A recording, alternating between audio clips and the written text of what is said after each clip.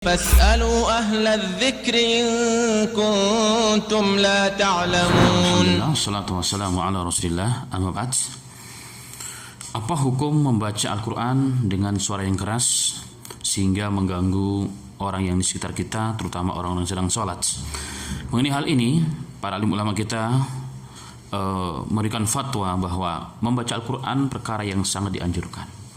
Bahkan Rasulullah mengatakan setiap ayat yang dibaca dalam riwayat Tirmidzi falahu hasanah, baginya satu kebaikan, wal hasanatu bi asyri amsalihha, dan satu huruf tersebut dilipat gandakan menjadi 10 kali kebaikan itu minimal. Tetapi jika kita lakukan perkara ibadah yang sangat mulia ini dengan cara yang tidak dicontohkan oleh Nabi Muhammad SAW sehingga dapat mengganggu orang lain, orang yang sedang beribadah, orang yang sedang doa, orang yang sedang baca Quran, apalagi orang sedang sholat, maka hal tersebut dilarang oleh agama. Sesuatu yang dilarang berarti bisa mendapatkan dosa dari Allah Subhanahu wa taala. Dalilnya adalah hadis yang diriwayatkan oleh Al-Imam Abu Dawud. Al-Imam Abu Dawud rahmatullah alaih, beliau pernah meriwayatkan satu hadis dari Nabi Muhammad sallallahu alaihi wasallam. Ketika Nabi Muhammad SAW masuk ke dalam masjid, beliau SAW masuk ke dalam masjid, kemudian dicombailah para sahabat yang sedang membaca Al-Quran dengan suara yang keras. Jadi orang-orang sedang membaca Al-Quran dengan suara yang keras sehingga suara tersebut mengganggu orang di sekitar kanan kirinya.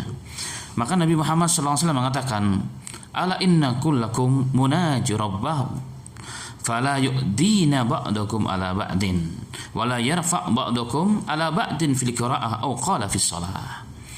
Nabi Muhammad SAW mengatakan, ketahuilah wahai manusia, sesungguhnya kalian ini sedang bermunajat kepada Allah. Membaca Al-Quran itu seakan-akan sedang bermunajat kepada Allah Subhanahu wa taala. Maka janganlah satu di antara kalian membaca dengan suara yang keras seakan-akan sedang berlomba, keras-kerasan, bagus-bagusan. Maka Rasulullah mengatakan, fala yu'dina ba'dakum ala ba'din. Janganlah seseorang di antara kalian mengganggu seseorang yang lain.